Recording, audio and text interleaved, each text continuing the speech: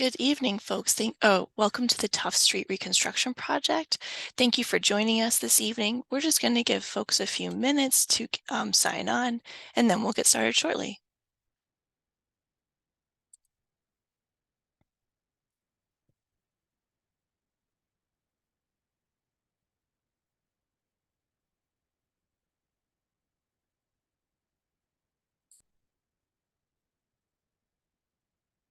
Welcome, folks. If you're joining now, we're just going to give attendees a few minutes to sign on, and then we'll get started.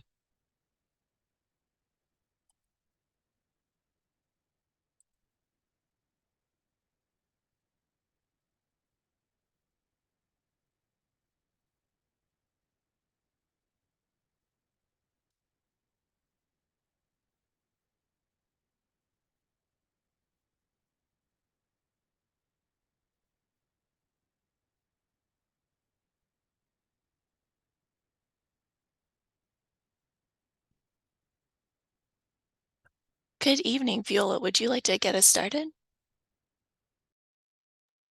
Sure. Welcome, everybody, and thank you for joining us this evening for our second public meeting where we will share information about the Tufts Street Reconstruction Project. Before we start, I'd like to acknowledge the presence of Councilor Matt McLaughlin and ask him to say a few words. Thank you very much, and thank you everyone for coming for this second meeting to discuss the Tufts Street Reconstruction Project. I want to thank the city for making this a priority. This was not in initial plans to renovate Tufts Street, but the city heard from residents over and over again about the need to address this street, and I hope this project moves forward quickly to address not only residents of Tufts Street's concerns, but also the general neighborhood, because Tufts Street and Myrtle Street are the two streets that people can access East Somerville through via Washington Street. So I'm very grateful that this is being prioritized. I do want to say something very quickly. I've been canvassing the neighborhood for a few weeks now, Tufts Street and the adjacent streets, asking people independently for their input, as well as trying to get them to fill out the survey. And I do want to acknowledge that, several people have reached out to me about a concern about parking and the idea of returning parking to Tufts Street. As some people accurately remember, when the parking lot on Tufts Street was taken for development, there was a promise to restore some parking eventually. And I talked to many residents about this, and it seems to be a consensus, particularly along residents along Tufts Street and on Tufts Street, that they would like some parking restored. And I did the most compelling reason I heard was that when there was parking on both sides of the street, traffic moved slower because the streets were narrower. So I think that that's a good argument in favor of restoring at least some parking. There is a lot of needs here, a lot of different needs that the community has for traffic calming, for beautifying the area, for making the streets safer in general. So we're trying to balance every need, but I did just want to acknowledge from the last meeting conversations that I've had that was a stated priority to people. So outside of that, there are many interests here, and I would love to hear from everybody and not exclude anybody from this conversation. Please speak up. Let us know what you like and what you don't like. And once again, I just thank the city for really making this a priority. I think this is going to be a great improvement to the community. Thank you, Councilor, both for all the work you do and those words. And Kate White will now start us off with some logistics.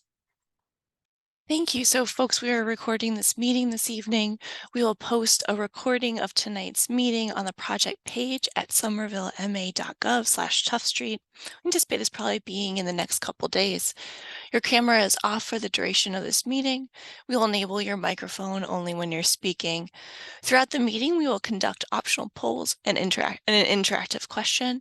After the full presentation, we'll open the meeting to discussion. We'll first answer questions that come in through the chat and then move to spoken comments and questions. You can send your written questions to me through the chat box, and I'll read them out loud during discussion. If you have any technical difficulties during this meeting, please email transportation@somervillema.gov, or you can call 781-808-8278. So I just want to talk a little bit about this meeting's purpose, outcomes, and process. This is a meeting to share information about the reconstruction project and learn more from you how we can design a safer Tufts Street. We want to hear your transportation safety concerns, we want to gather feedback from you on the final concept design and discuss specific design details. And we will give a summary of the project so far, share what we have done and learned since the last public meeting in August, and introduce the concept design drawings, and then hear from you. So our agenda for this evening is to describe a bit about who we are and what we do, what is the project, what we have done and learned, what are other design considerations, what were some of the outstanding questions from last meeting, what is the proposed concept design, and then what comes next. And then we'll wrap that all up with your questions and comments. So now I'm going to hand it back over to Viola to tell us a little bit more about who we are. Thank you, Kate. So for anybody who attended the first public meeting in August, you will notice that these first slides are pretty much a repeat, but we want to give everybody new to the project a bit of background. That said, as talked about in the last meeting, a public street is not only designed by one person or one city department. Like any project, it takes a team to make the project a successful one. So I'd like to introduce you to a few of the many people that will shape the reconstruction of Tufts Street. From the city, there are two departments who manage the design and construction of Tufts streets, and it's the engineering and the mobility department or division. From our engineering team, the director of engineering, Brian Postlethwaite, oversees the project. Unfortunately, he could not join us tonight, but we have Rebecca Wright, who is here, and she is the senior project manager for streetscapes. From the mobility division, we have Adam Polinsky, senior planner in the division, Kate White, who's our outreach planner, and then myself, also senior planner and the project manager for this project. I'd also, before we go to that next slide, want to acknowledge that these are not the only departments that have reviewed and given feedback on the conceptual design. And I want to call out the Department of Public Works and the Somerville Fire Department, just to name two important players that we have communicated with over the last few months. And now we go to the next slide. While it is important to introduce us individually, it is also important to understand that all of us are here to implement larger citywide plans and policies. And I want to name the important ones like Summer Vision 2040, which is the city's comprehensive plan that captures the city's values and goals. Somerville Climate Forward, a plan that includes policies, programs, and strategies to address climate change. And for our streets in particular, Americans with Disabilities Act Transition Plan, the Complete Streets Ordinance, and our newly published Bicycle Network Plan, which was just recently approved by City Council. Next slide. What is Vision Zero? We also have this Vision Zero action plan, and the plan is a commitment by the city to eliminate deaths and serious injuries on our streets. The city's Vision Zero action plan provides a strategy that is based on the recognition that we are all human and make mistakes. Designing our streets to introduce traffic calming elements reduces speeds and is an important tool to make our city safe to walk, bike, and drive in. Most likely we all drive at some point, so we should all keep the shown statistics in mind. If you drive 20 miles per hour or less, you will do your part to prevent serious crashes. Enough of us, as I said earlier, it takes a team to make changes. An important part of the Tufts team is all of you here in this meeting.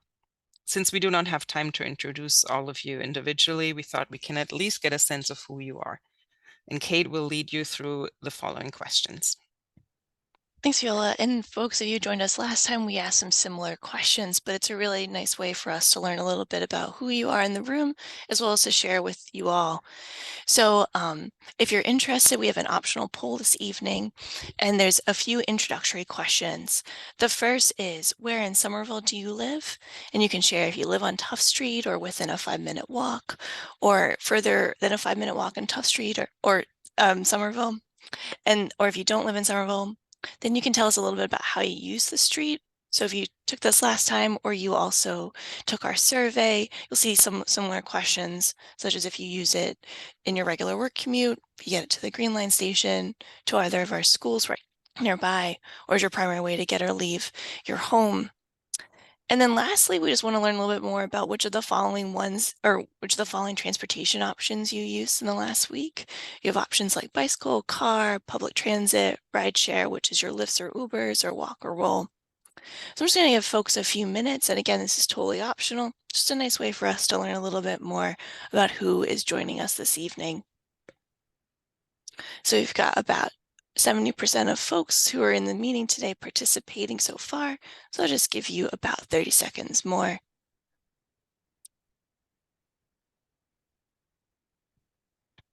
So if you got the chance, submit your answers, and I'll end the poll in about 10 seconds.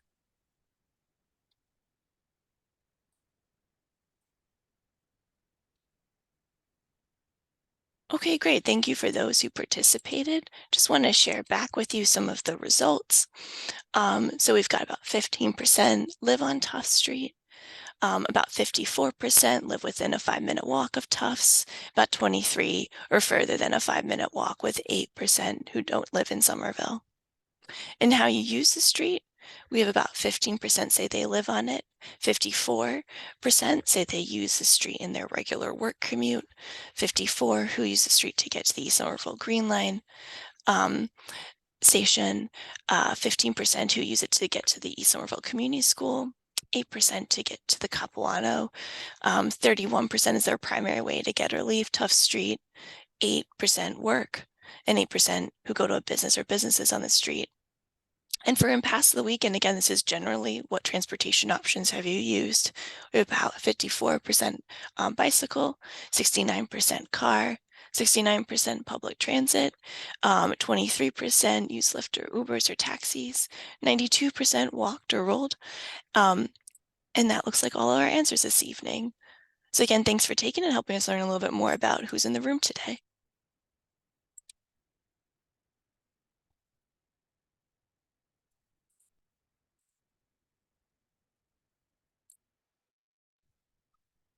All right, so good evening, everyone. My name is Adam Polinsky. I'm going to step in quickly to give everyone a quick overview of the project. Anyone that came to the first meeting will know the limits of the work, but just to reiterate for anyone new in the room, the limits of the project are the full length of Tufts Street, and then that is also inclusive of the Cross Street intersection. However, it is not inclusive of the Washington Street intersection. There is a separate project that is addressing a crossing across Washington Street at the end of Tufts Street, and we'll go over that in more detail later in the slide deck. On a high level, for anyone that's not familiar, this is a reconstruction project, but it is not a full-scale capital reconstruction project. So not everything is on the table the way it is in some of our biggest projects. However, there is a lot on the table, and there are some things that definitely are happening, such as reconstruction of sidewalks. So all the sidewalks will be repoured, and those will be brand new at the end of the project, as well as the curb ramps for any crosswalks. The street will be fully repaved from curb to curb. There will be new tree plantings, and then the existing crosswalks will be improved. There are some things that are potentially on the table as part of these projects, a lot of which we tried to incorporate based on the feedback we heard from you, things like landscaping zones and planting beds, traffic calming, like speed humps or bump outs, curb extensions, whatever you want to call them, new crosswalks at locations they don't exist today, changes to parking regulations, changes to the width of the sidewalk or to the width of travel lanes on the street, and then green stormwater infrastructure. So there have been questions about green stormwater infrastructure. Not everything shown, such as biospheres or rain gardens, is on the table. And we're still evaluating what is within the realm of possibility there. What is not included is substantial utility work, so there will not be underground work done as part of this project, like on Spring Hill, for example, as part of the Spring Hill project on School, Summer, and Highland Ave. There will be no street lighting no new street lighting associated with this project. We will not be making any changes to traffic lights or adding traffic lights or anything along those lines, and we won't be doing any network redesign, meaning one-waying of any streets, whether it's Tufts or any other surrounding streets at this time. And with that, I will hand it back over to Viola. Thank you. If we look at this timeline, there are clearly 3 phases that are generally part of a reconstruction of a street. The 3 phases are conceptual design, final design, and pre-construction/construction phase. The conceptual design development phase started this summer and is targeted to finish this November. And during this phase, we assess conditions, find out concerns and needs from people living and using Tufts, and with the community feedback, establish general ideas and street elements. Community outreach is an important part of this phase, and Kate will talk about this in a minute. In the final design phase, scheduled for this winter 2023-2024, the design ideas are turned into technical drawings with all the details necessary to build a street. During this phase, some design ideas might have to change due to technical constraints that would require elements to be moved that are outside of the scope of this project. For example, changes due to underground utility conflicts, and Adam just mentioned that. Once all the details have been established, the final phase, pre-construction/construction, will start. Pre-construction includes going out to bid, or in other words, looking for a contractor and negotiating a contract. After a contract has been signed, the contractor can start to mobilize and construction can begin. So for Tufts Street, pre-construction is scheduled to start winter 2024 with an expected construction start sometime mid-late 2024 and expected construction finish late 2025. So that's the overall overview. The red line indicates this is where we are in the process. So we're towards the end of the conceptual design development phase. We're here October 11th for the second public meeting, and we're here to discuss the concept design. And with that, I give it back to Kate to talk about community feedback. So I'm going to talk, as Viola mentioned, about some of the community feedback we've heard over the last month and a half and what we've learned from community members. I just want to reiterate to folks that, I want to convey how community feedback is shaping the project. Community feedback has provided insight into transportation safety issues along Tufts Street and in the nearby area. Your comments and suggestions are helping us identify which traffic calming installations should be used and where might they be most needed. You're helping us understand where there are the most desired opportunities for new crossings, greenery such as plants and trees, and other street amenities. And we are learning what are frequently traveled routes and key destinations, as well as challenges for different modes in these routes. So overall, we aim to incorporate your input to make this a better project. I'd love to just share with you the range of community engagement strategies that we aim to do to meet people where they are in the ways that work best for them. So we'll host 3 virtual community meetings throughout the development of the project. The first one, if you got to attend, was on August 30th, and there's a recording available if you weren't able to attend on the project site. But here we launched the design process and heard feedback on conceptual design options. The second today is to share with you the proposed concept design and gather your feedback. And our third, which we anticipate hosting in February 2024, will be to share the final design. So during the summer, we hosted a survey, or during the summer and through the fall, we hosted a survey to hear transportation safety concerns. And following this community meeting, we will launch a second survey to hear community members' feedback on the proposed concept design.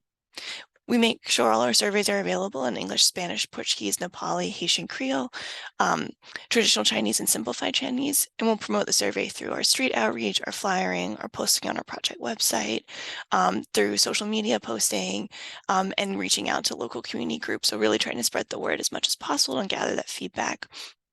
And we also aim to connect one-on-one with a variety of stakeholders like local businesses, community organizations, and city advisory committees and commissions.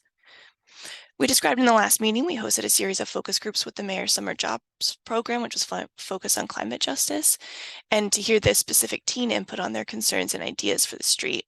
So their input was shared in the first community meeting. Just wanted to share back again that we had gathered that early on. And then over the past couple months, we've had an online public input map where you can add your comments directly to a map to tell us about street issues and ideas. And we've taken this map and print around to our street outreach. We hosted 2 what we call street outreach pop-ups, so thank you for those who were able to join. I really aim to kind of go where there could be a high pedestrian traffic or where there could be lots of people to try and spread the word about the project and gather input. So our first one was at the Glen Park Playground right outside the Capilano during school dismissal, try and connect with parents, students, teachers, and staff. And then our second was at the intersection of Tufts Street and Knowlton Street. We're going to host 2 pop-ups following this meeting. We are aiming for next week. Weather in the fall can be rather unpredictable, so we'll post any updates of these scheduled pop-ups on our project website. We do have some rain dates, but these might be moved around, so just make sure to check the pop-up if you'd love to join us. You'll also be able to catch us at the upcoming Hispanic Heritage Month celebration October 14th at the East Somerville Community School and Summer Street's Monster Mash on October 22nd. So please come and join us if you want to come and talk one-on-one or in person. And throughout the project development, we aim to provide a variety of updates through different communication channels, such as posting in social media channels, sharing information on the city and mobility division newsletters, sending direct emails to community meeting registrants. So really, we're going to continue with that same, you might have received that email to share, like, we have the survey out or this upcoming meeting. We'll continue to do that for anyone who's registered for these meetings. And then continue to review any comments or questions that come through our city's 311 system. Please feel free to always email us at transportation@somervillema.gov. So now I'll finally jump into a summary of what we heard throughout the last month and a half. But if you're interested in diving into the details, we are actually preparing a memo that kind of captures everything we heard during what we call phase 1. And this will be available at the end of this week. But really, if you wanted to go through specific details, charts, and comments of the feedback we collected, really wanted to make that available for everyone. I'll also send it in the follow-up email to this meeting directly to you, along with the meeting recording and meeting slides. So jumping into the themes of what we heard a lot of support for better and wider sidewalks. Many described the poor conditions of the sidewalks, especially on the west side of the street, and how it makes it unsafe, not accessible, and not comfortable to use. People described not only fixing the sidewalks, but exploring opportunities for more shade from trees, more space or wider sidewalks to make it easier to pass people, and especially when you're traveling with children. There was advocacy for better and more crosswalks. We heard more support for crosswalks closer to the intersections, such as at Glen Street and Dell Street, and lots of comments regarding safety concerns for current crosswalks at Washington Street and Cross Street. These included tactile warning pads being out of alignment, conflicts with cars taking turns onto Tufts Street from Washington Street at fast speeds, and people driving not yielding to people in the crosswalks. Some advocated for using more raised crosswalks, and some asked if crossings could be narrowed to, narrowing the entry right at the Tufts Street where it meets Washington Street to slow down traffic and prioritize people. Some also asked for better visibility at the crossings for people driving to make it safer and easier. Many community members talked about people speeding on Tufts Street, making them feel unsafe while they're walking, rolling, biking, and driving. Many felt that people drive on Tufts Street to avoid taking McGrath Highway to get to destinations outside of East Somerville, so they're kind of using the street to bypass the highway to go in much further from the neighborhood. Some requested traffic calming elements like speed humps and raised crosswalks to deter speeding and lower the number of vehicles traveling on the street. And some community members also asked for traffic calming on nearby streets like Dell, Glen, and Myrtle. People also described feeling unsafe while biking on Tufts Street due to the lack of safe facilities, poor quality of the street pavement, and challenges with turning onto and off of Tufts Street from either Cross or Washington. With a high volume of vehicles on Washington Street, people describe that it's hard to turn left from Washington onto Tufts and that vehicles often don't yield. Some described how illegally parked vehicles in the bike lane also block the path of travel, making them feel unsafe. And many described as wanting a safer connection to get to new destinations like the community path extension, as well as to nearby schools. Many community members describe the poor condition of the street pavement and sidewalks. I've touched upon those a little bit, but elements of, certain parts of sidewalk that are asphalt instead of concrete, or that it's crumbling, or that there are uprooted sidewalk panels. And along the street that there are potholes and faded pavement markings. Some reiterated fixing the street, but also pairing repaving with traffic calming, as they feel that creating a smooth roadway surface might encourage faster speeds. Many people advocated for more street trees and greenery, in addition to creating better conditions to support existing trees. So some wanted better shade to reduce the amount of heat, and some asked for greenery to make the street feel better and more welcoming. And this included elements like exploring planter boxes, and some community members also conveyed the need for more residential parking options to reduce congestion on nearby streets and provide more options for people to do things like unload groceries, park if they need for accessibility reasons, or to move more easily with children. And we received some comments around exploring mediums such as pavers or bricks to differentiate the street and make it feel more residential. And some asked to include items like street murals and colorful pavement markings to make the street more inviting. So that's our summary. I'm going to dive into a few highlights of the different ways that we collected feedback. But as I mentioned, all of this information will be available in that memo directly on the project website. So we conducted the survey from July 18th to September 25th. And we want to pull some of those questions or some of the answers we got from those questions. We had 137 survey responders, with about 16% identifying as living on Tufts Street and 45% identifying living within a 15-minute walk. So really seeing over half of our survey responses really came from the nearby area. We asked people how they use Tufts Street, and the three most selected choices were using the street in their regular work commute, traveling to the East Somerville Green Line station, and using the street as a primary way to get to or leave their home in East Somerville. Well, we touched upon this a little bit in the first meeting, but we had some more answers come in and wanted to share what were the top 3 transportation related concerns. And this really was, sidewalks are in poor condition, about half of folks saying that street asphalt is in poor condition, vehicle speeding being about 39%, feels unsafe when biking, 31%, and sidewalks are too narrow at 25%. And about, again, 24% of folks saying not enough street trees or green space. When asked what improvements you would like to see for Tufts Street, the most selected improvements, you can also see this in the chart displayed here, were wider sidewalks with 63%, more trees and plants and greenery with 62%, less speeding with 57%, safer biking facilities with 56%, and more crosswalks across Tufts Street with 46%. And we also had another option where people could describe comments or other items that they were interested in. We had about 5% of folks request more parking. So in this next slide, I just wanted to display a few of the comments. These are all available in the survey report and on the public input map, so we really encourage folks to check them out if they're interested. I just wanted to show just the range of topics that people discussed. These comments focus on items like turning challenges and sidewalk issues or parking needs and reducing speeds and lack of crosswalks. So we just highlighted some of the voices or those specific comments that we heard, and those are all going to be available in that memo. So at the first community meeting, we shared 2 conceptual ideas. The first we named mid-block moments, which included things like pinch points and speed humps, and 2 or more mid-block wider sidewalk areas. And we proposed that sidewalks would be around 10.5 feet with two-way traffic, with two-way 9.5 feet travel lanes.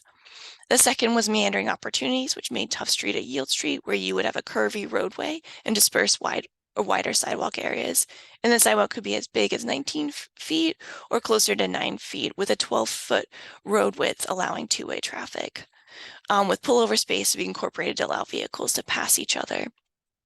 So we got to ask you in the last meeting. We also posted an online poll just to gather some additional feedback. So we just wanted to share back some of those answers.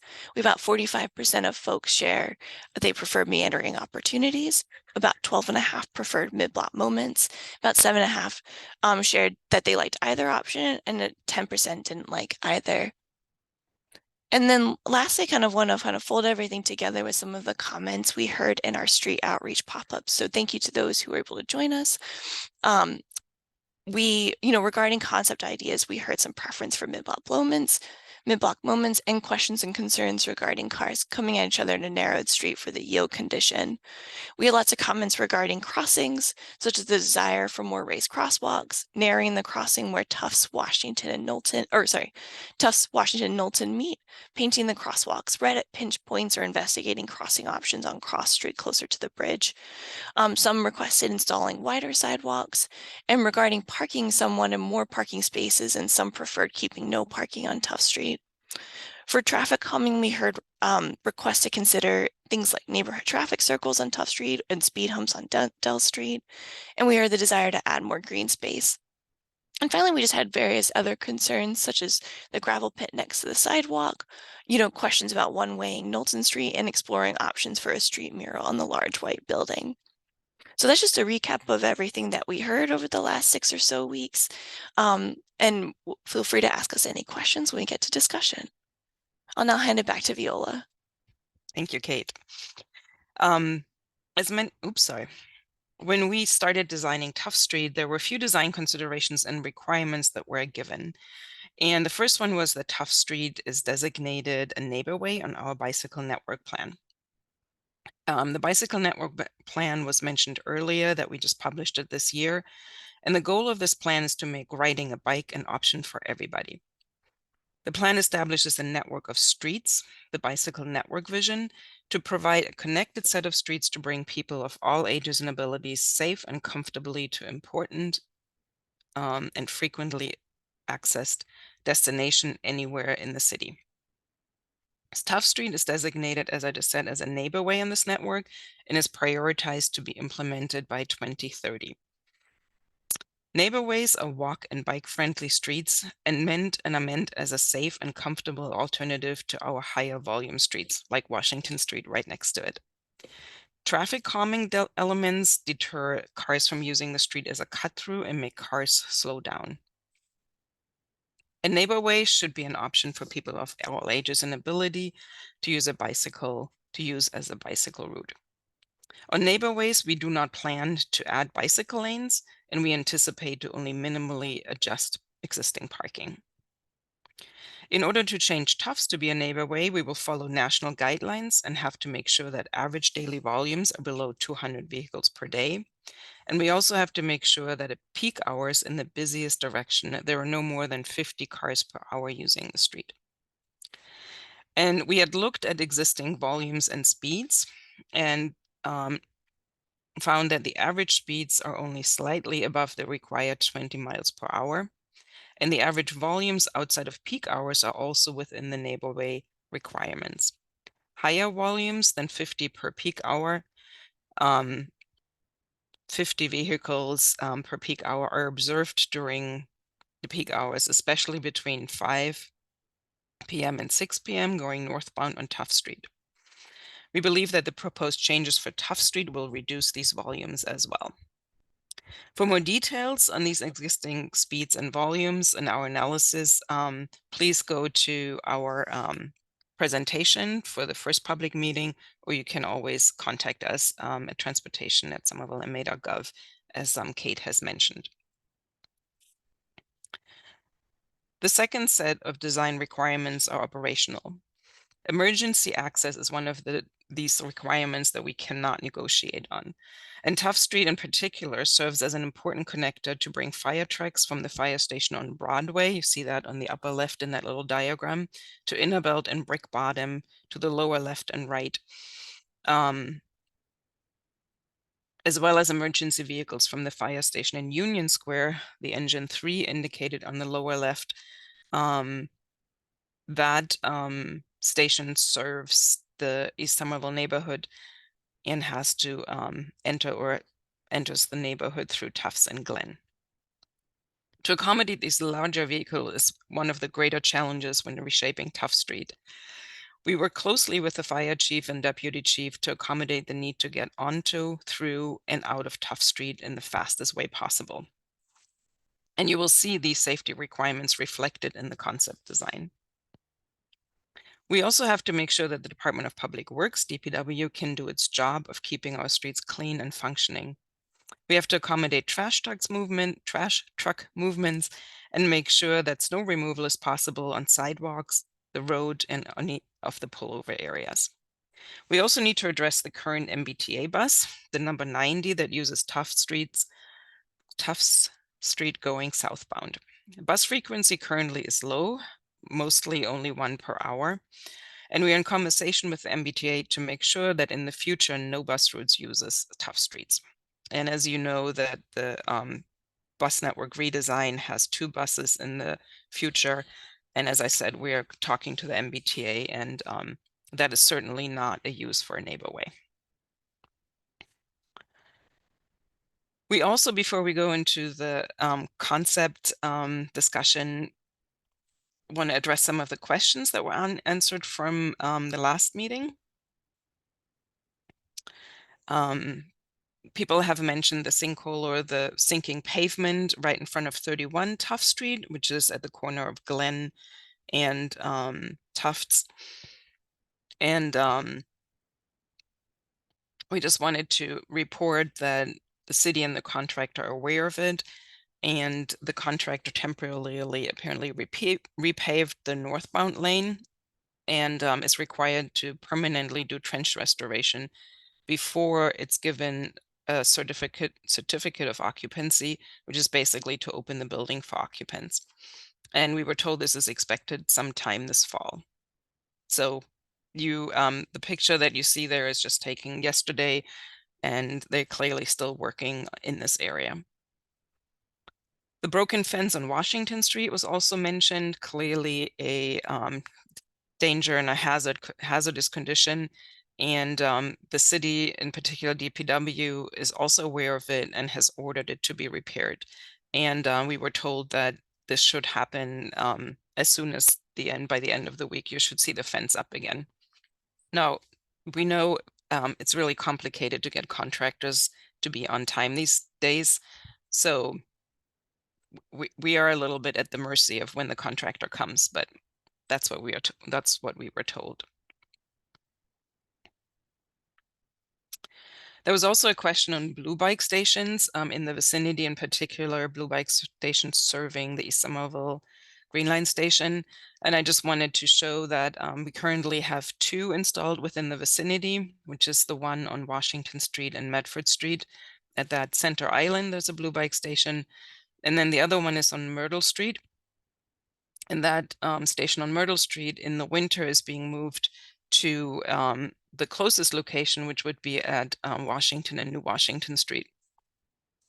That is the location where we are planning to have a permanent station. And also, I wanted to mention a new station that should get installed this fall, and that's the one on Joy Street and Poplar and Chestnut, that intersection. So hopefully all 3 will save the East Somerville station. It's not super close. We acknowledge that. It's just the location of the station with that long access ramp is hard to accommodate a blue bike station closer. Folks have also asked about the status of improvements that the Department of Transportation, DOT, are planning on McGrath.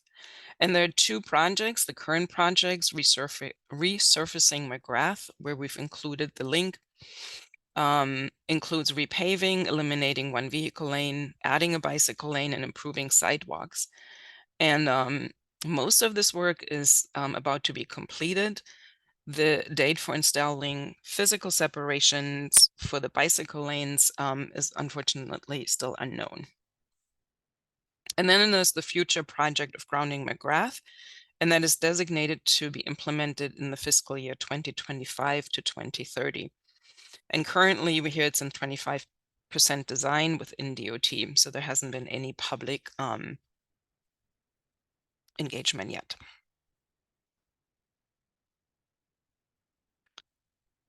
And then last but not least is we had a question last meeting about the speed reader on Tufts and if we can report any data from that.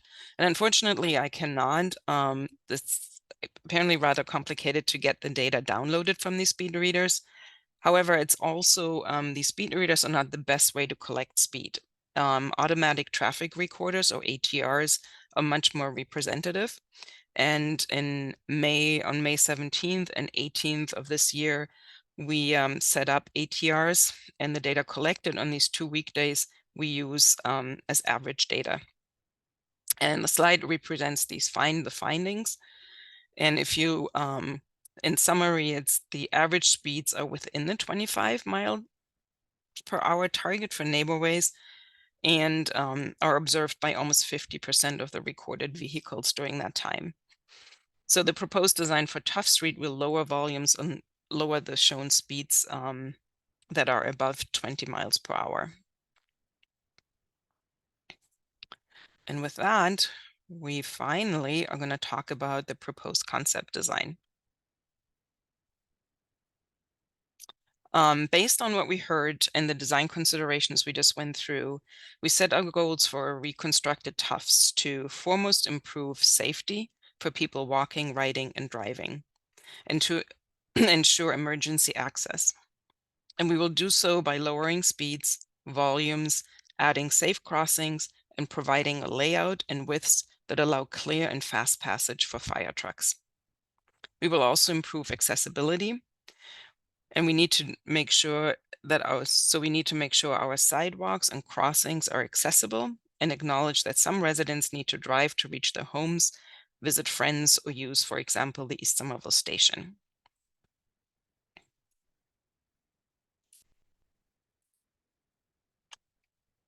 To achieve accessibility, we will widen the sidewalks, install pavement that is smooth and accessible, clearly mark crosswalks, and provide accessible parking. And whenever possible, the goal is also to provide a comfortable experience on Tufts Street. And we'll do so by adding trees, planted areas, and benches where possible.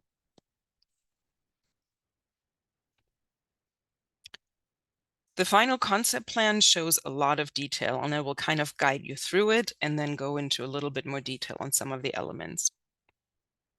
So first, to increase safety, the proposed design shows raised crosswalks or intersections at Cross Street, at Dell Street, at Glen Street, and at Washington Street.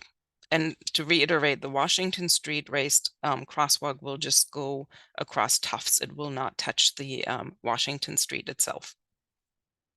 We also propose a meandering 12-foot wide yield road. And to reiterate what was mentioned before, that means 2 cars cannot pass at the same time. So every driver has to pay attention. And therefore, drivers will slow down. And it's also will deter people from using Tufts Street as an option to do a quick cut through.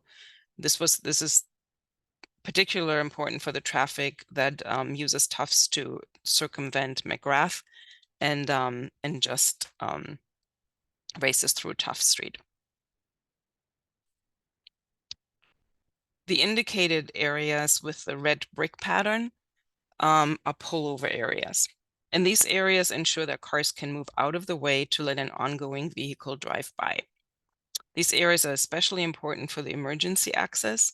And after discussions with the fire chief, it became apparent that we need to maximize these pullover areas to ensure that cars can move out of the way when a fire truck rushes to an emergency. The plan also shows the 4 trees that will remain, and that is in discussion with the Urban Forestry Department. They have a tree assessment plan that can be found online, and these 4 trees that are marked in orange are the ones that are designated to be worth keeping. The rest of the trees are not, and we will try our best to do so on trees that are still healthy, but we will prioritize a better design and still add new trees, and all those trees are shown in green. These are all approximate locations, and underneath most of the green trees, you will see planted areas, and these planted areas will also incorporate benches then. And with that, the next slide will show a little bit these pullover areas. They're basically 2 main treatments. It's treatment A, where 2 cars can pull over at the same time. You see that the section left shows just a larger vehicle standing in for a fire truck. And if two cars both in the same direction of the fire truck and ongoing traffic come, they can both move out of the way. These pullover areas are not wide enough to for parking, so it should discourage parking. And these pullover areas are located at the intersections of Cross, Glen, and Washington. And that was important for the fire chiefs to ensure that trucks can go quickly in and out of Tufts Street. Treatment B is a one-car pullover, and there the ongoing car can move out of the way when a larger vehicle or a car comes by. And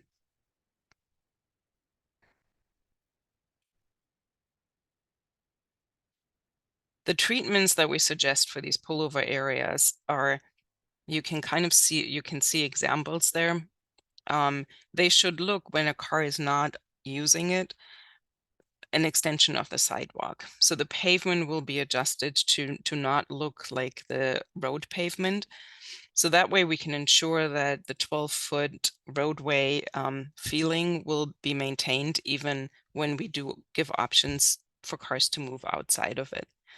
And again, when a car is not using it, you can see that in the kind of center image where the car is parked on this area. It's a slightly raised curb. It's easy for a car to get onto the curb. But when the car is not on it, the pedestrian feels like it's more sidewalk and not a big wide road.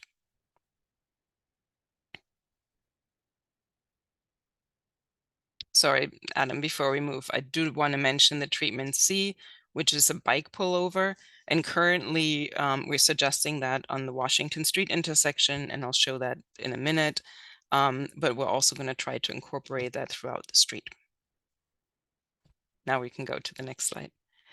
So the intersection at Cross and Washington are not only do include raised crosswalks for a safer traveling onto Tufts and across Cross Street, but they also serve as gateways. And the gateways are an indication this is a special street, this is a neighborhood street. So we try to shorten the roadway as much as possible. Because we have to accommodate larger fire trucks, we cannot reduce the width that much. We have been able to add some curb extensions, wider sidewalks, and in these areas, we're planning to install some treatments that clearly indicate a neighborway.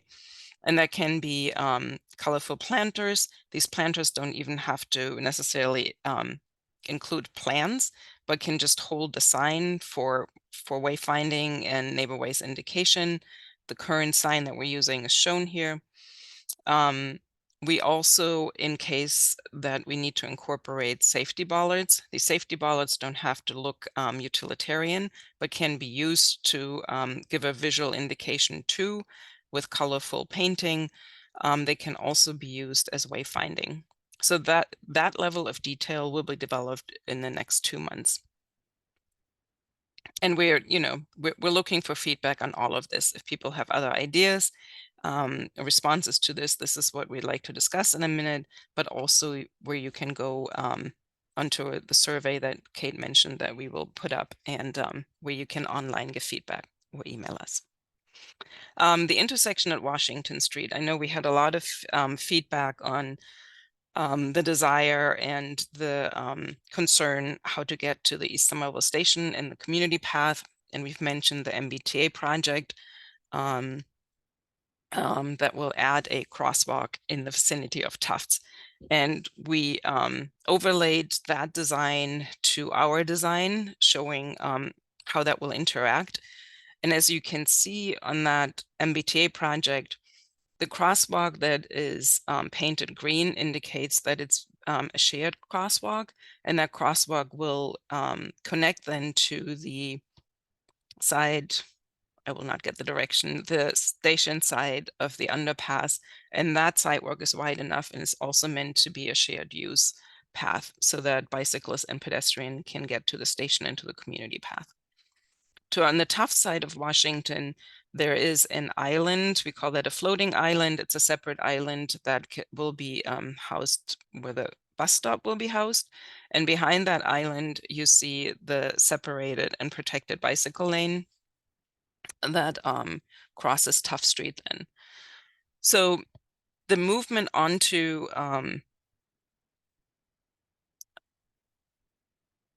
when bicyclists from Tufts want to go to the community path and to the station, it's a complicated movement, and we have just started to look at it.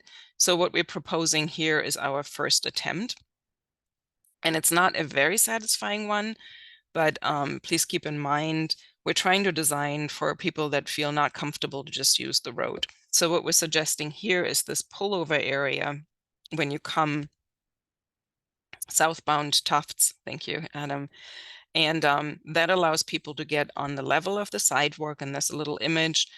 This image is taken from Porter Square, so anybody who wants to check it out can do it. And they then wait and dismount. We will, at this point, would propose a sign asking people using a bike to dismount and then walk across Tufts Street to the crosswalk, and then go in line where the bicycles coming southbound on Washington are lined up. Again, this is just the first attempt, and we are very much looking forward for feedback and also other ideas if you have them. Next slide. The curb use along Tufts Street is becoming a very challenging topic. As I said, in order to ensure safe emergency access, we really have to expand our pullovers because it's essential for the safe emergency access routes. We still accommodating to accessible parking spaces. They're kind of indicated with the ADA letters on the plan. The exact locations of these pullovers and ADA are still going to be refined during the 100% design phase.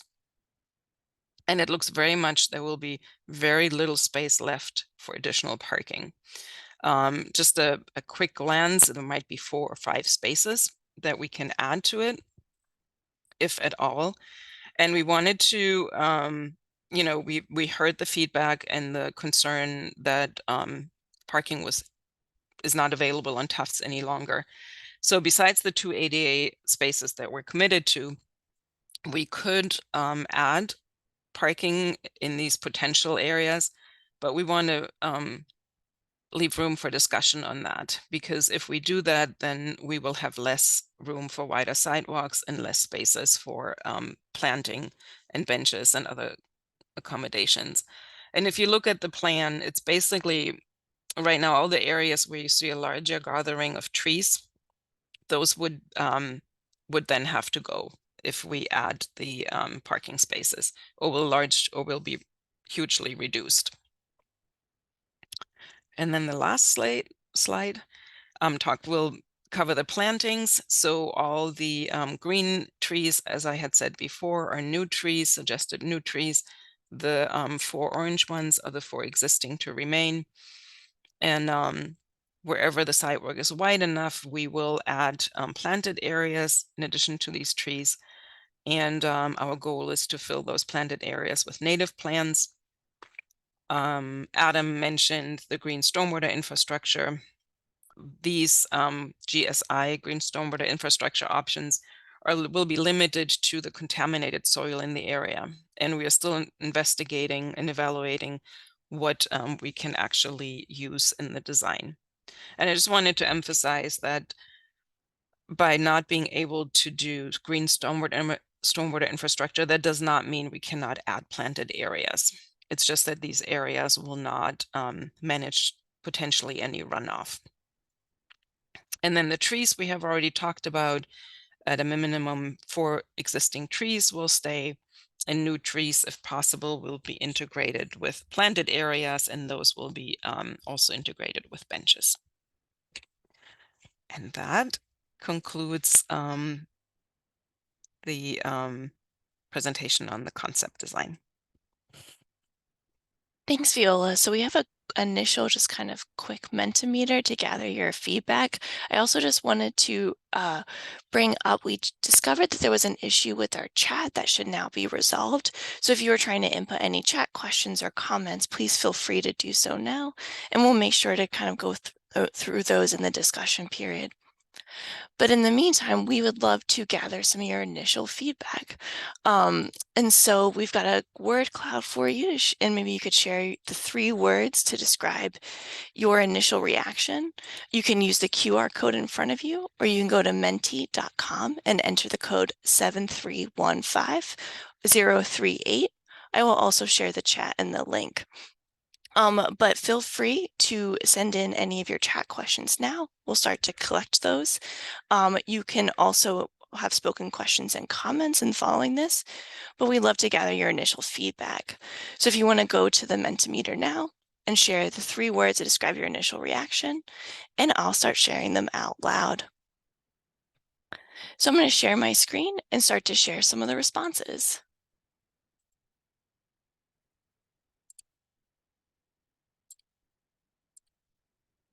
Okay, so we've got 3 responses coming in so far. We've got parking, we have shade, we have safe, we have lovely, we have disappointing, concerned, broken promise, cautious, underwhelmed.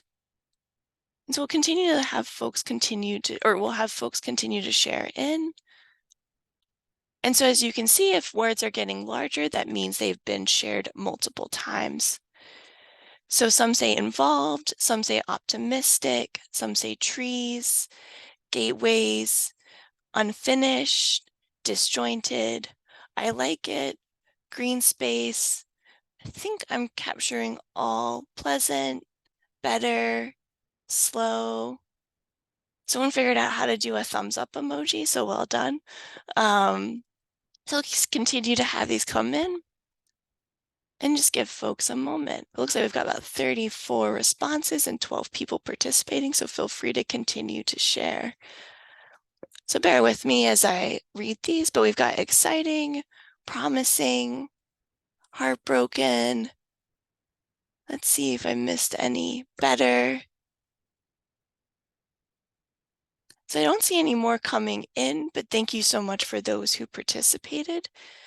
So I'll stop sharing my screen. And then Adam, do you want to bring us back up to this slides? And then we'll start to read out some chat comments and questions. So remember, feel free to input these. And then we're going to move to spoken comments. Okay, so our first one is, maybe I'll go into,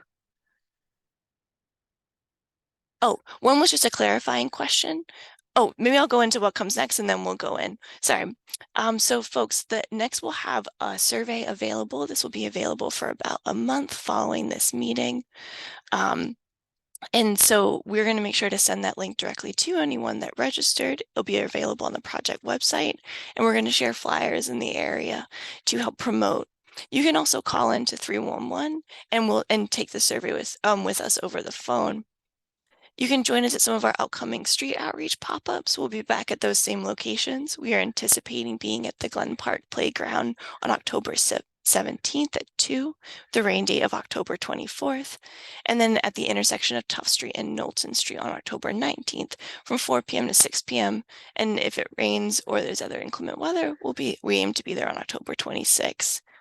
You can always share your comments via email at transportation@somervillema.gov or call us at 617-666-3311. And you can stay in the loop by subscribing to the Mobility Monthly newsletter for the project, and we'll also send you email updates.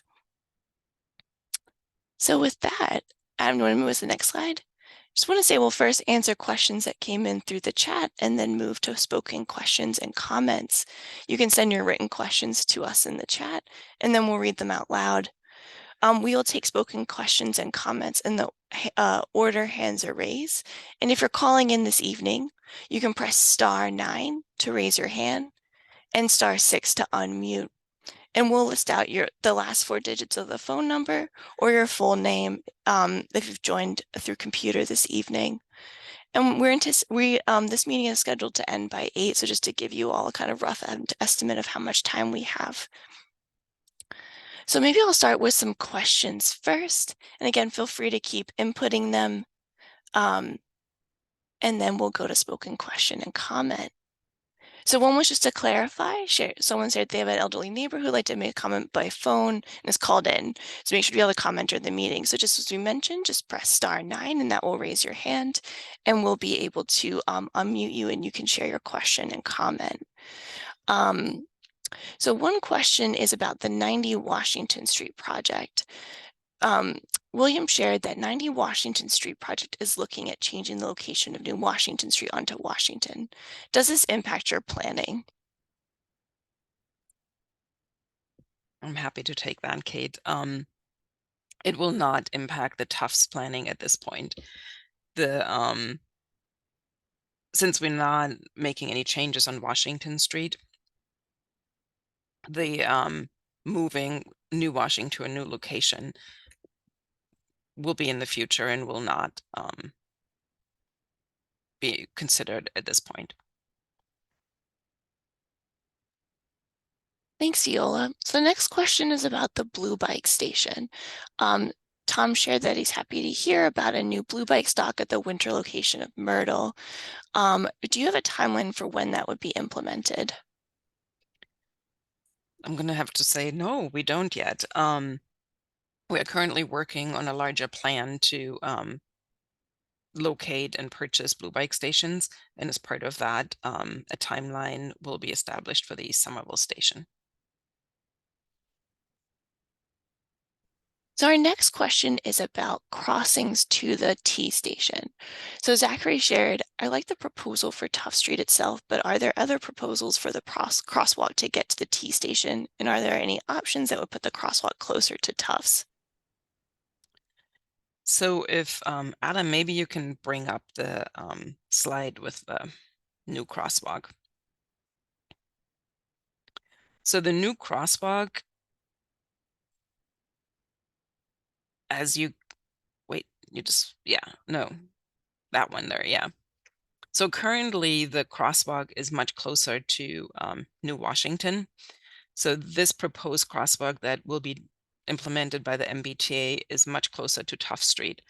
And I'd say a lot further we probably would not want to go anyway, because we get closer to the underpass and sightlines coming out of the path, under the underpass become a bigger issue.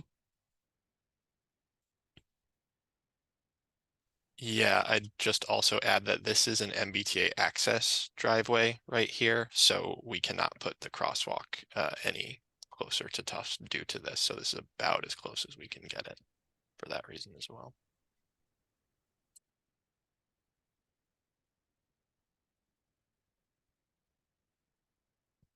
So next we have one about sidewalks.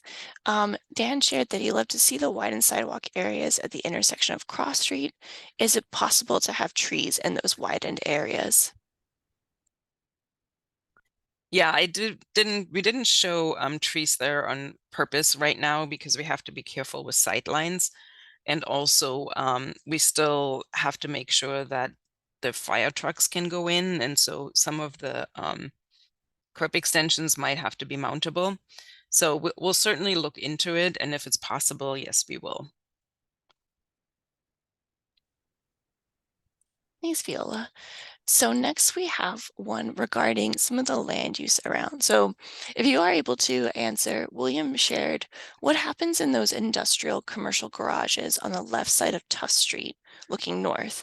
Do they have employees and supplies coming and going? I don't know for sure what their comings and goings are. We have talked with the operator of the gym, and in general he seemed very in favor of this project, and all those areas on that side of Tufts Street have their own parking lots and an option to bring goods in through that.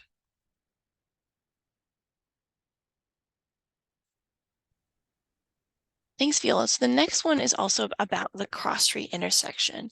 Can the widened sidewalk areas at the intersection with Cross Street also wrap around onto Cross Street towards the north? Unfortunately, that is not part of this project. We will, add the curb extension as much as it is needed to provide a safe crosswalk across Cross Street. That's a lot of crossings in one sentence. But beyond that, we will not make any further improvements on on Cross Street at this point, or as part of this project.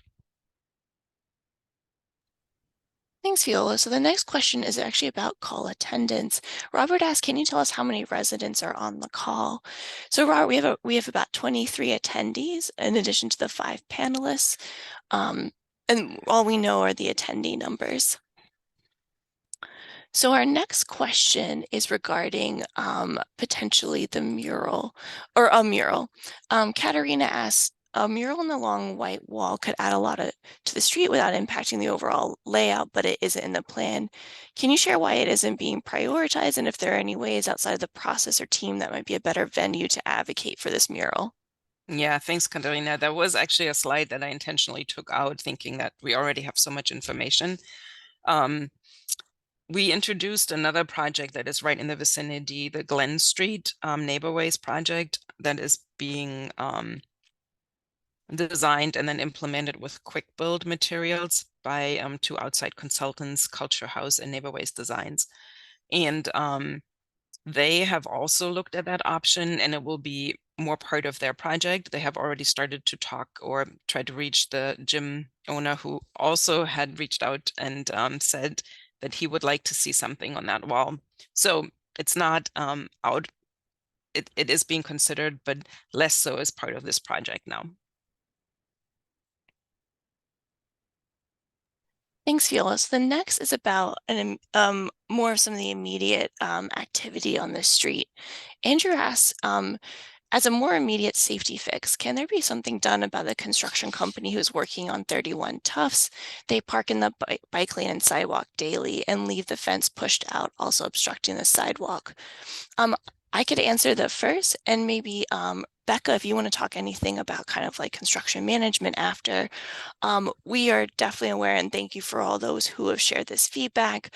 Anytime you put a 311, this is really helpful data for our parking department. Our parking department has actually been issuing tickets daily and continues to do so, as it's a priority intersection, not only for community members, but it also now serves the shuttle that helps bring kids to schools at Capuano, the East, and the new Edgerly. So our parking department's been sending our parking control officers to really try and issue more tickets and warnings about blocking the crosswalk and the bike lanes. Becca, do you want to talk a little bit about, the obstructing the sidewalk issue? Sure, Kate. I was just gonna say I've been following along to that 311 alert, and I do think that they're addressing it and keeping an eye on it. I think right now that's the best thing we can do, and I'll let my team know that oversees the permits of the private developments about it, that it is an issue for safety. Thanks, Becca. So next I'm going to go back to some questions around the crossings. Tom shares that overall the design looks good and looks like enough traffic calming to meet the standards of the neighborway. Can we do anything better to connect this with the Washington Street crossing? They describe bikes shouldn't have to dismount. Yeah, Tom, I tried to set it up so that it's clear we had just started to look at that intersection in more detail. And as I said, this is not the optimal proposal that we've shown, and we were hoping to start a discussion. And knowing that you're part of the Somerville Bicycle Committee, I mean, that is definitely one team that we're looking for feedback. And as I said, any other discussion we can have here is welcome. So next, we have a question from Emily, which is related to Tufts Street, but really talking about an issue on Cross Street. They're concerned about the corner of the Cross Street Bridge, the bike path exit and driveway to the condo building on Cross Street.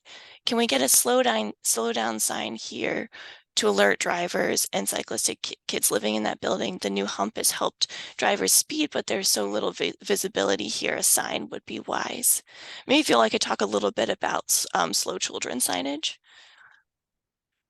So Emily, thank you for your question.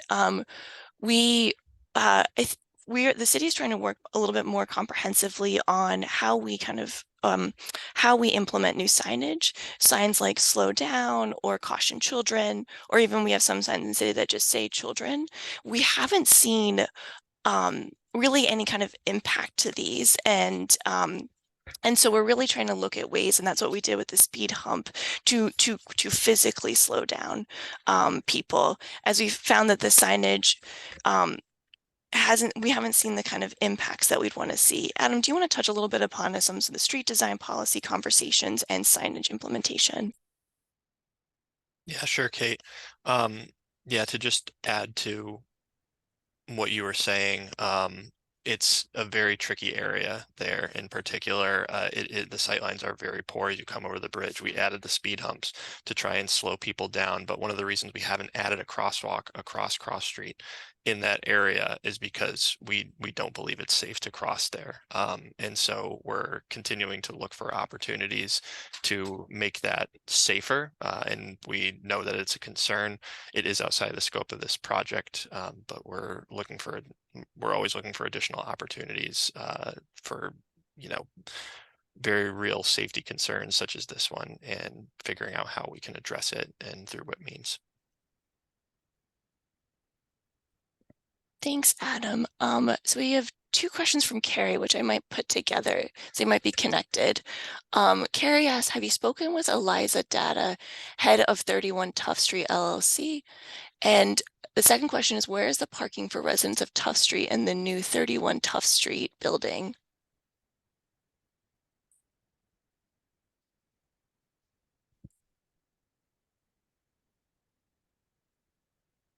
Yeah, I can attempt to answer that. The 31 Tufts Street building, it's my understanding, intentionally did not have parking because it's so close to public transportation.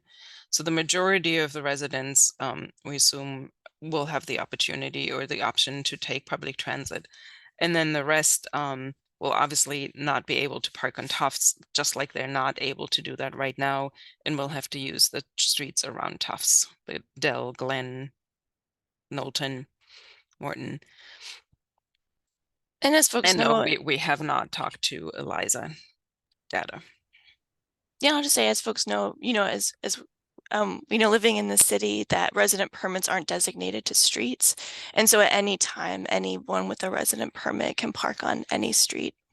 Just similar to like if a resident travels to some of our commercial areas and parks on a nearby residential street, maybe to access Union Square. So next, Robert asks, what does Myrtle have to do with Tufts Street? So Viola, do you want to talk a little bit about kind of like the directionality of some of the streets? So Tufts and Myrtle Street are the only northbound streets from Washington that connect northbound towards Broadway. And when we looked at reducing volumes on Tufts, the northbound traffic was obviously a concern, and we wanted to make sure that Myrtle is not bearing the grunt of the traffic that does not go on Tufts anymore. And when we looked at the volumes, most of the cars seem to come from Union Square that turn left onto Tufts to then go back to Broadway. So they clearly circumvent McGrath Highway. And so it is our belief that if people cannot use Tufts, they will not go all the way to Myrtle, but they will choose McGrath then. So that, and also we had gotten comments from Myrtle residents, and our intent is for the extra cars that there will always be a few cars that will go up Myrtle instead of Tufts, that we also incorporate traffic calming on Myrtle Street. Thanks, Viola. So speaking of car volumes, I may ask William's question next. William described that the explanation of the current numbers of vehicles using the street was unclear, as it was given not as a number of cars per day or per hour, but only in relation to average standard of neighborhood eligibility. But then their question talks about what will happen to the cars when there is no parking. So I don't know if we want to talk about the volumes and then talk about parking. Yeah, I'm not quite sure I understand Well, maybe we could the share. numbers. Yeah. So Yeah. we unfortunately we try not to repeat everything we did at the first meeting. And let me pull. Oh, I don't know, Adam, do you have the PowerPoint for the first meeting? Maybe Adam. Yeah, what we'll say is that thank you for your question about the volumes. So we discussed some of the volumes and speeds in the first meeting. I'm happy to share that link again in the chat if you're interested. But what we'll do is maybe we can pull up that slide in a moment and describe any of those. Yeah, and then what will happen to their cars when there is no parking? I actually do not understand that question. Yeah, as there is no parking right now regulated on Tufts Street, we don't, maybe if you want to explain more in the chat or share, feel free in the spoken comment, just to let us know a little bit more what you mean of the connection of the two, if that's okay. So maybe as we're pulling up some of those volume data, Viola, I could ask you a couple more crossing questions. I think we've just gotten quite a few around cross street. So the question was around, will it be a raised table crosswalk? And then they also said, can there also be a crosswalk on the south side of Cross?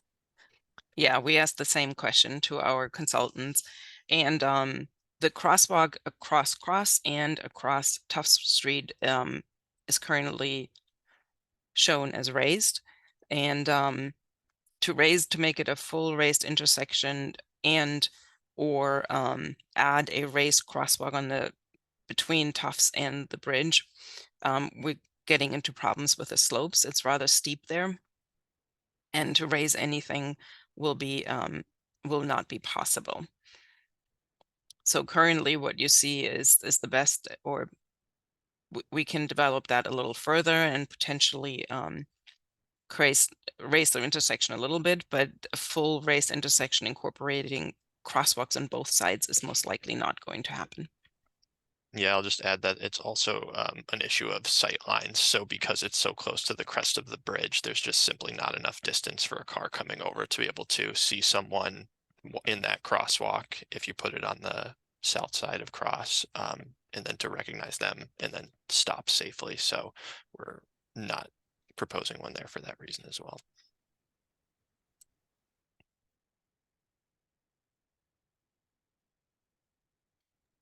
And Viola, if you want to talk any about volumes, I do have the slides up or available from the last public meeting, or we can keep going with some additional crossing questions.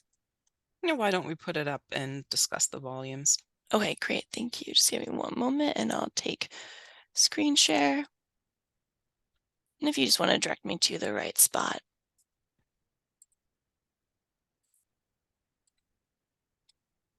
Can you see the PDF in front of you? Not yet, Kate. Awesome. Thank you for letting me know. Okay, so this is the vehicle volumes and speeds on Tufts Street. Streets, yeah. I have to make everything bigger. So if you look at the table, the average volumes are around 2,000 vehicles per day, and that the numbers in brackets are the requirements for the neighborways. So we wanted less than 2,000, so we feel like we're pretty close on those average daily volumes. For the peak hour volumes, where we want to be less than 50 per hour in peak direction, that is where we fall short. And so in the AM, you see the AM peak hours right now look like they're between 8 AM and 9 AM. And southbound, we currently have about 100 vehicles per hour, and northbound, we're looking fine with only 50. So for the southbound, we need to reduce. And then in the PM, which is currently, we observe that between 5 p.m. and 6 p.m. In the southbound direction, we're also over the 50, and in the northbound direction as well with 135. And this is where the discussion came, where from what direction these additional or these vehicles come that are more than 50. And as I said, for the northbound, the majority comes from Union Square and goes towards Cross and Broadway. And the other piece of information on volume is that we see about 50 vehicles going into Glen, and that is the neighborhood traffic that we still want to accommodate on Tufts. I mean, we have to and want to, and that's an acceptable number too. We were worried that that is more than what we want to see on both Glen Street and Tufts Street. Thanks, Viola. And maybe I'll pull another question about data or on volumes and speeds. Carrie asked, do we have data on volumes and speeds prior to 2019 when parking was allowed on Tufts Street? And Adam, do you want to talk a little bit about kind of our data collection processes and what we have available?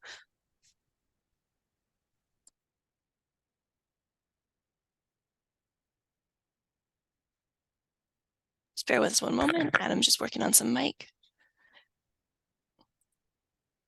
All right, can you hear me? Yeah, you're all set. Yeah, so we have been collecting data on a variety of streets around Somerville, basically every spring and fall for a few years now, but that effort didn't really ramp up until around 2021.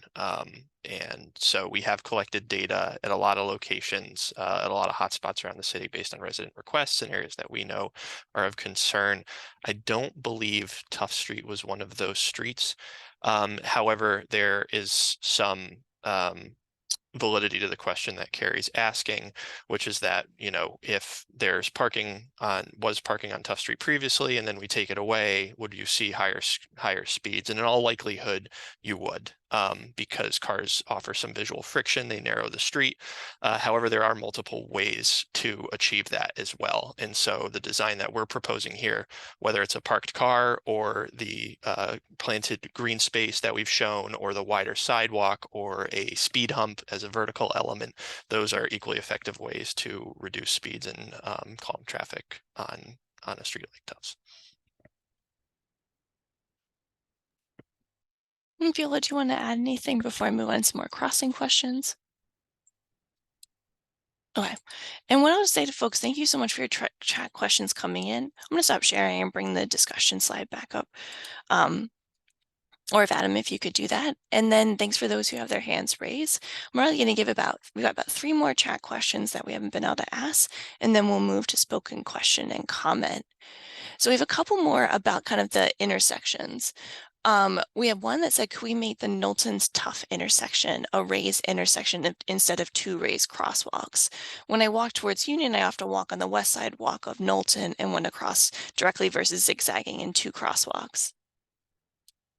Yeah, Tom, thank you for that question. And we can certainly look into that when we further develop to the 100% design. I will have to say it's a tricky intersection. If we make it completely raised, then people going in and out of Knowlton are doing that turn on a completely raised intersection. And, you know, that has to be managed. But definitely some suggestion that we can look into. So our next one is, you know, it seems like Tufts and cross streets were both once paved with cobblestones, which are still present under the modern asphalt. Could the street revert to a rough cobblestone surface as a traffic calming measure?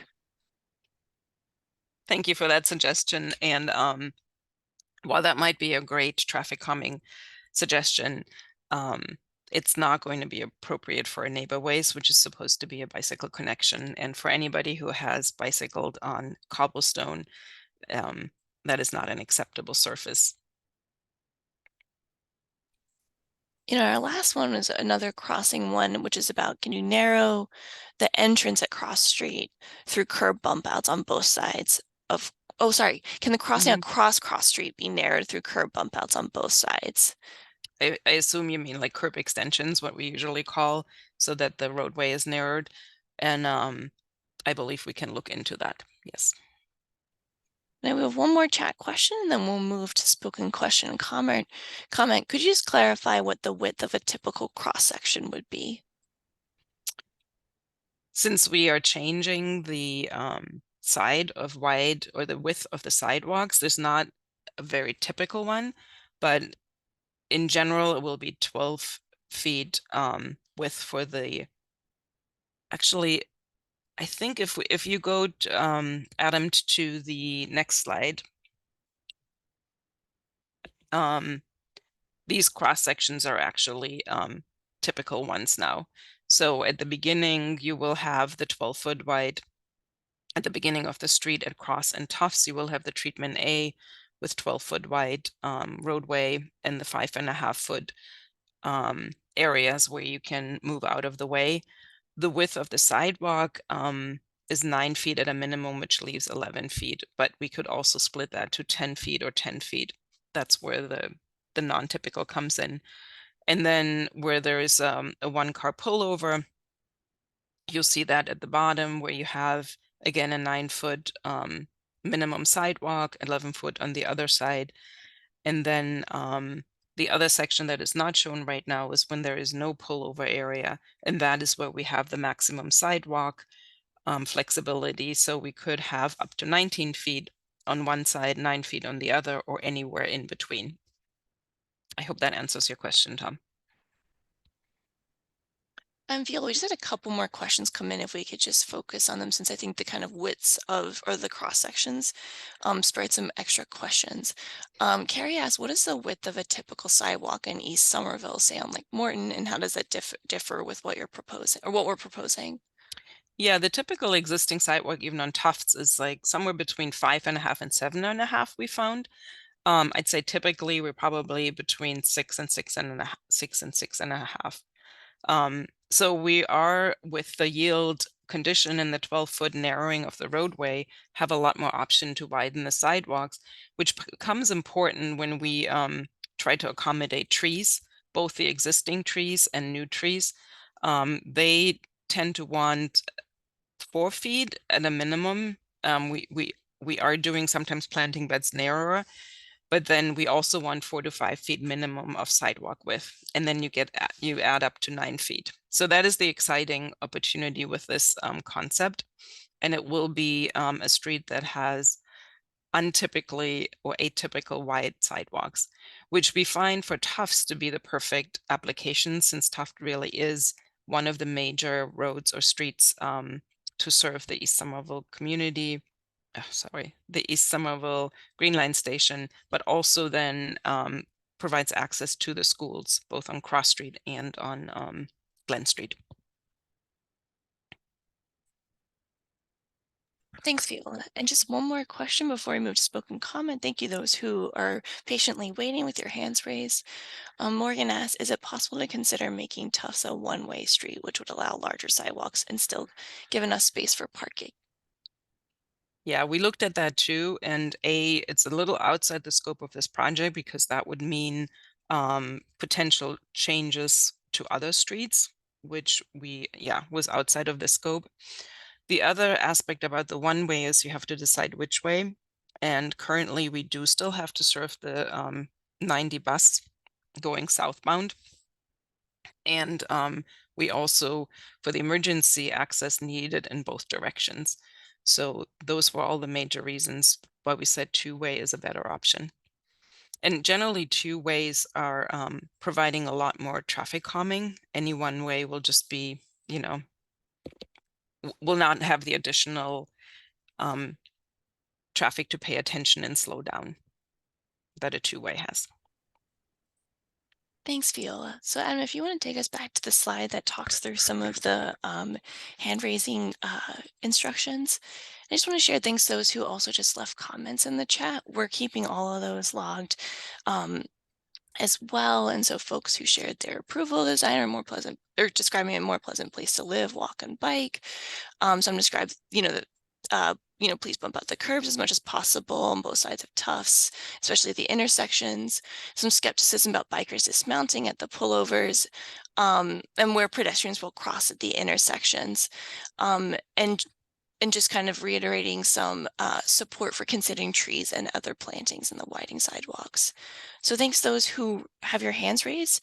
As I described, if you want to provide a spoken question or comment, you can raise your hand using the tool, or there's a reactions toolbar right in your toolbar, or you can press *9 if you're joining by phone this evening. And then I'll list out the full list of folks who have their hands raised, as well as your name, so you kind of know where you are in the list. And if you're joining by phone, I'm going to do the last 4 digits of your phone number. So first we'll start, we have 3 hands raised at this time. First we have David Lass, followed by Tom Lamar, followed with a phone number ending in 5642. So David, you should be able to speak now. Thank you so much, everyone. I appreciate it. And I know there's a lot of considerations that go into this. I am all for certainly the mural, though I understand it's a little bit out of the scope of perhaps this project, the sidewalks and reducing speed. I wanted to comment briefly and just provide a little more context for 31 Tufts Street, which was the decision was actually not decided because it was so close to the T that there would be parking there. The neighborhood came and supported there being no parking there because we could get a larger corner park and there would only be 3 or 4 spots that would have been done there. But it was also done with the consideration from the city that there would be a promise of parking being restored on Tufts Street. And in fact, the parking that it would be restored before the parking lot was ever taken. So that was the context of that. The second thing is what concerns me is the false binary, if you will, of trees versus parking. You show on the plan areas where the sidewalk's fairly thin, but there's still a number of trees. I think there can be parking and trees. I think it just has to be looked at from that perspective. So it's a little concerning of that. It's also with the survey a little concerning that parking is not an option, and so it goes on to the other, which feels like it's guiding it to a certain answer. I would also really want to point out Somerville's own comment that a residential highlighted alternate for people riding bicycles without adding bicycle lanes and minimal parking regulation changes. I feel like the way this is being looked at currently is that there's no parking on the street, and so we're providing minimal parking regulation changes by not having parking. Unfortunately, parking was taken away for the Green Line extension, and then was never restored, and then was continued not to be restored despite being promised. So the real original intent here, and even in the picture where you talk about that with not having bike lanes, shows parking on both sides of a street, is actually that there would be parking all along the street. And so that's the baseline that really should be worked from here. And so the minimal parking regulation changes should be from a street that had parking fully on at least one side of the street. And if you want to go back further, actually used to have parking on 2 sides of the street. I think you'll find the residents, and I think many of the residents, I know many of the residents have reached out to Matt McLaughlin, and I appreciate his comments as well, speak strongly in favor of the parking. And so I really want to push that home that, I'm not trying to be mean about this, and I really do appreciate the effort. I know there's concerns about emergency vehicles. I know there's a lot of considerations. I want cars to go slower. I saw my neighbor's dog get hit by a car when the parking was removed. Like, there's a lot of issues that need to be considered here, but to view this street as an original street with no parking, and so anything that's added as a bonus is really, I think, unfortunately, not the correct way to view it. The correct way to view this is that this was a street that has undertaken a lot of hits for the city that people have bought to allow the Green Line extension to happen and to allow for this building and this community park to be built.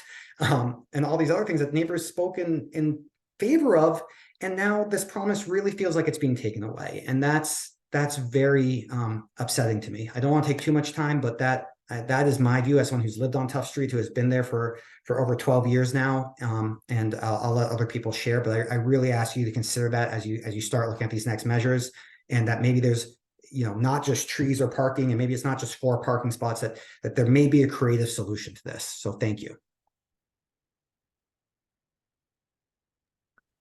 Yeah, thank you, David. And I just want to clarify, we were not trying to pitch, no trees or parking. but the trees that we're showing in the narrower planting areas, it's really better to have more planted areas. And we heard the desire to have a more natural planted area, you know, planting bed, and all that will not be possible. It will be more like a traditional street with narrow tree planting bed. And we all have seen, you know, it's a hit or miss of how healthy that is for trees. But I totally understand the history you gave, and I appreciate that. Just wanted to clarify that. I did not, you know, mean to pitch parking, yes, trees not.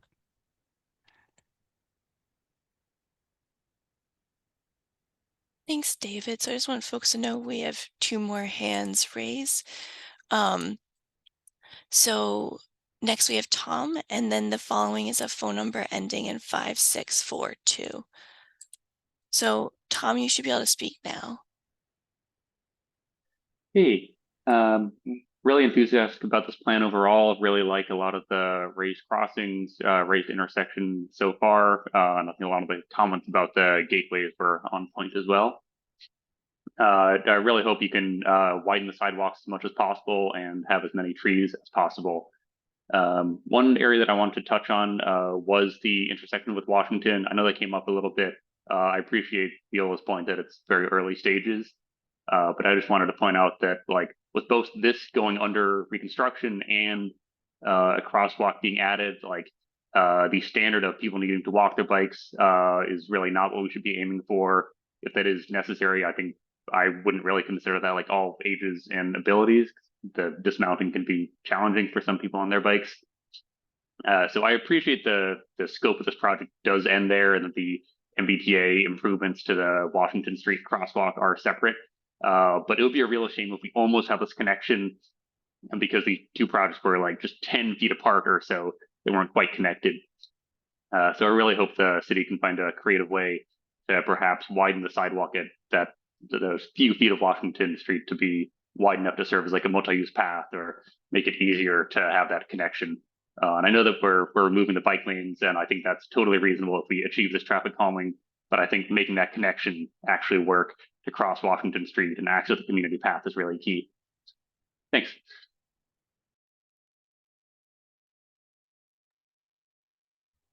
Thanks, Tom. So next we have the phone number ending in 5642, and then following that we have Morgan Elk. So the person who is on phone number 617-840-5642, you should be able to unmute now. You just press *9 to unmute. Hi, can you hear me? Yeah, we can hear you. Perfect. My name's Alex.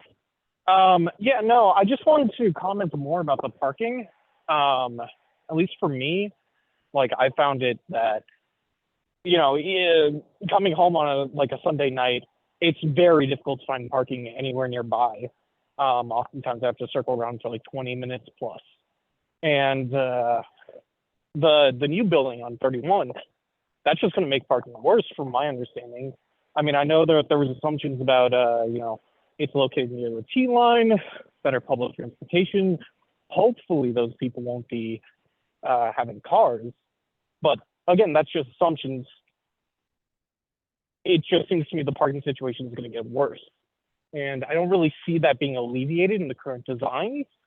And so I just want to, you know, voice my concerns about it. I really think that the best way going forward is to implement parking on the street. I mean, parking is only going to get worse over time. And I don't really see the current designs alleviating it in any way. Thank you. Thanks, Alex, for your comment. So next we have Morgan Elk, followed by Carrie Callahan, and I don't see any other hands raised at this time. So Morgan, you should be able to speak now.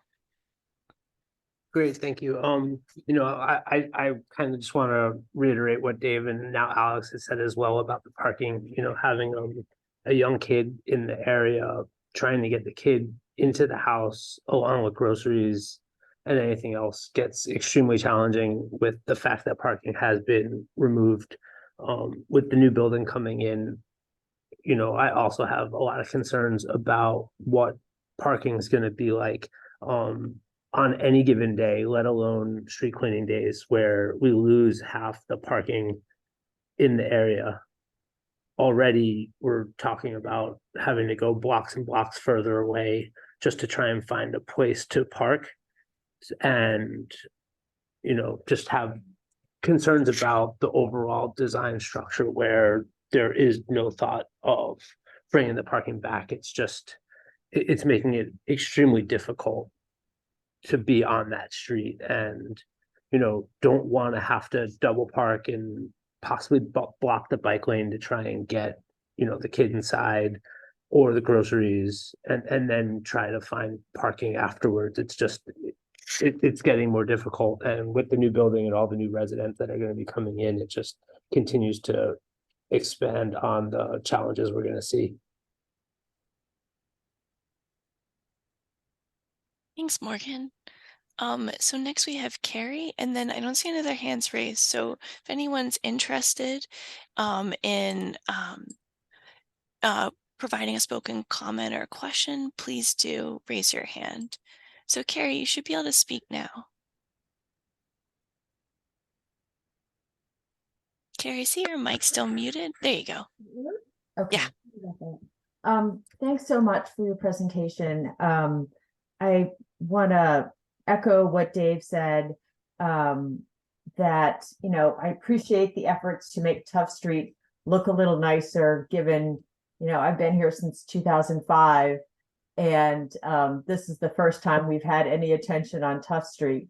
However, I do remember not having things be very busy or many people speeding when there were, you know, regular parking on Tufts Street for residents. So residents could park in front of their house and, you know, take care of their business, unload their bags, and not have to, you know, travel around 20 minutes, as I think it was Alex who was saying, to look for a parking space.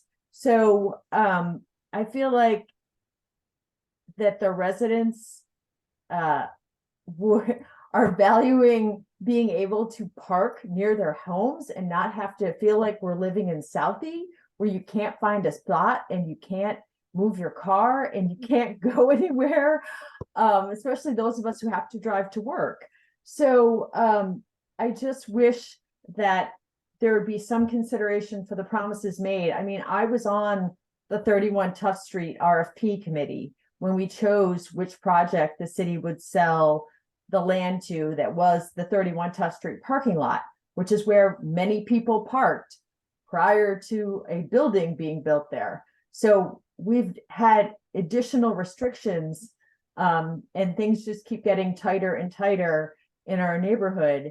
And there have been people who have parked in front of my street, my house on Glen, the first house there, and they get out with the bag over their shoulder and they're probably walking to the T, because I have no idea where they're walking, but they all walk toward Tufts Street.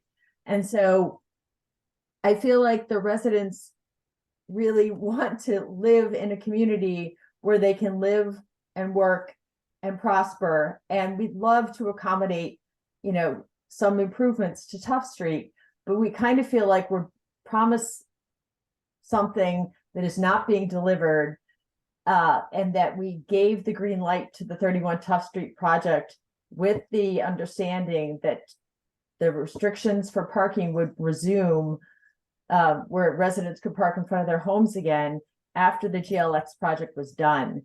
And so when the units in 31 Tufts Street, which are all affordable housing, and so anyone there who needs a residential parking sticker exemption will be able to get one, because affordable housing is one of the exemptions you can get when you're restricting residential parking stickers. So that's 18 to 36 more cars in our neighborhood.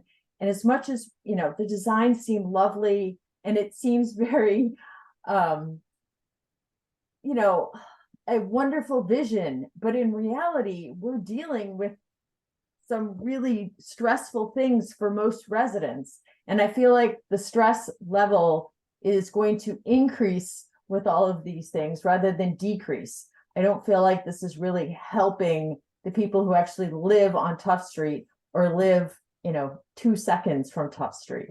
So I really like the consideration about those promises that were made, and to see some parking incorporated into the design, because we're really feeling like it's great to have all these fabulous ideas, but if it continues to stress us out, we're finding, hard to stay in this neighborhood.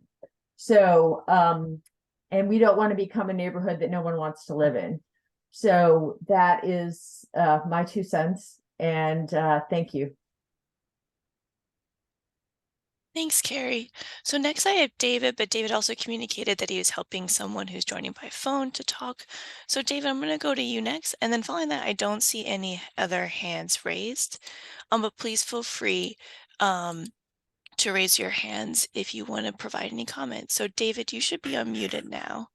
Thanks so much, Kate. Gila, can you try? I have her on the cell phone, so she's trying to call in. Can you speak and make sure everyone can hear you?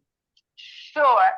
I live in Tufts Street for last 12 years, and I work in the hospital, and sometimes I come late from work, and I have to look for all over to find parking, and I have some sciatica that is very hard for me sometimes to walk far from where I park to get to the house. And besides, when I come at night, I am always scared.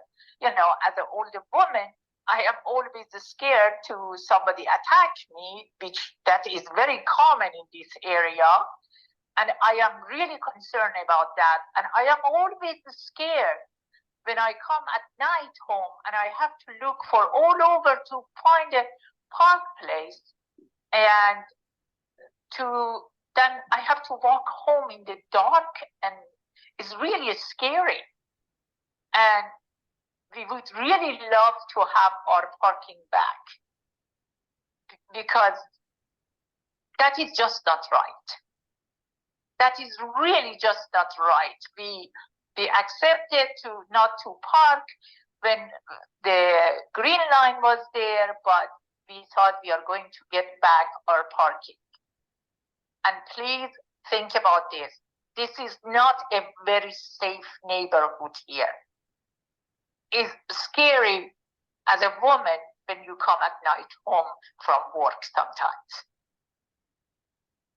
Thank you, Sheila. Thanks, Jalen. We were able to hear all that. So thanks for connecting, David. All right, I'll call you back, okay? So I don't see any other hands raised. Just want to give kind of one more, if anyone has any final comments or questions, again, that we're kind of seeing this as the launch of getting a bunch of feedback over the next month. And so please come join us at some of our pop-ups, reach out to us by phone or email. Maybe Adam, you could bring us back to the next step slide, and we can just remind folks of some of those opportunities. We'll also send you a follow-up email probably by the end of this week or early next week with a meeting recording, the meeting slides, if you want to take some time to kind of really go through the concept designs. And then we'll be available, we're hoping next week, if the weather works out, at the Glen Park Playground, kind of around when when school dismissal occurs at Capuano. And then at the intersection of Tufts Street and Knowlton Street later that week. And if not, we'll probably be there the following week, and we'll also be at the event, the Hispanic Heritage celebration event at the East on Saturday, and Monster Mash Summer Streets on October 22nd. So I don't see another final hands raised. So with that, Viola, do you want to close us out?